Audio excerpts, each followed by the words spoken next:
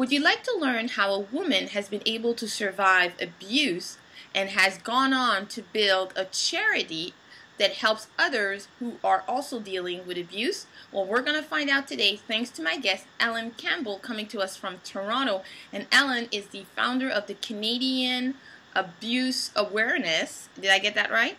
Canadian Center for Abuse Awareness. Canadian Center for Abuse Awareness, and Ellen is also the co-founder and co-creator of All Women event.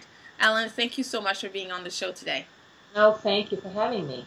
Well, Ellen, you definitely fall in two categories when it comes to the guests that I have on the show.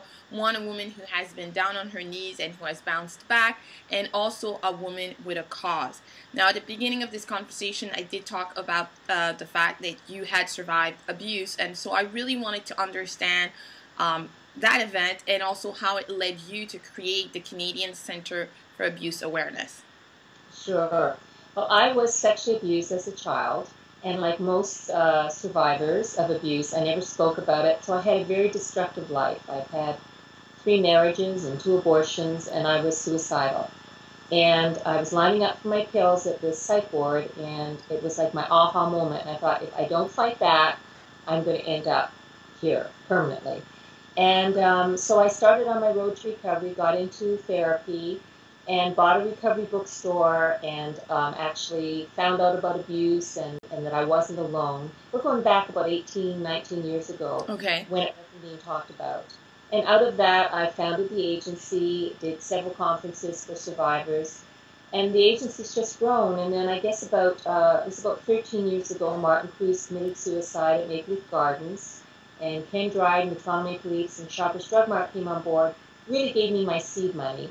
And then 7 years ago, Q107, John Derringer in the Morning came on board, and they have raised a lot of money and a lot of awareness around the issue. So when I started this agency in the basement of my house, believe me, I never realized it would grow to now we service about 200,000 people a year.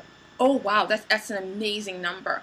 If we could go back, because for the people who are watching this who aren't from Toronto and who don't understand certain of the or who don't know certain of the names that you just talked about, you just talked about Martin Cruz, and that was, I think you said, a fairly pivoting moment in your career. So who is Martin Cruz? What exactly happened to him, and why was he so influential in helping you launch this? Yes, well, Martin Cruz was the first man to come forward at Maple Leaf Gardens, which was really the hockey shrine for Canada, to say he'd been sexually abused at the Gardens as a boy. And because he came forward, over 100 men came forward. Well, Martin's perpetrator, Gordon Steckless, got 2 years less a day, and it was just too much for Martin. That's all his life and the lives of these men were worth. Yeah. And he committed suicide. And that's when Ken Dryden and Shoppers Drug Mart came on board originally.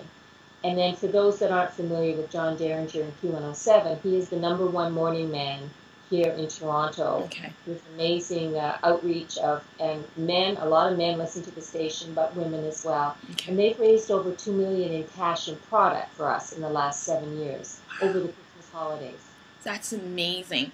So a couple other things I want to go back on, because I know that your voice came in and out. Just want to make sure that the audience understands, but I also want to make sure that my transcribers remain my transcriber so that she doesn't go, I couldn't pick that up. So you said that the aha moment for you came when you were lining up at the psych ward to get your pills. I guess obviously antidepressant pills or antidepressive pills. Is that it? Yeah, I was suicidal. I was going to kill myself, and the psychiatrist put me in the psych ward to really save my life. Okay, that's a very heavy.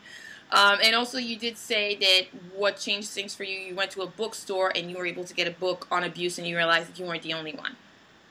Exactly. Okay. Yes. Perfect. Excellent. So when you talk about your agency that helps people who deal with abuse, we're talking about sexual abuse, physical abuse, mental abuse, and emotional abuse, or is it just sexual? No, it's all kinds of abuse. Any kinds of abuse, yes, for sure. Okay. And I think one of the most damaging forms of abuse is emotional abuse, and most people don't identify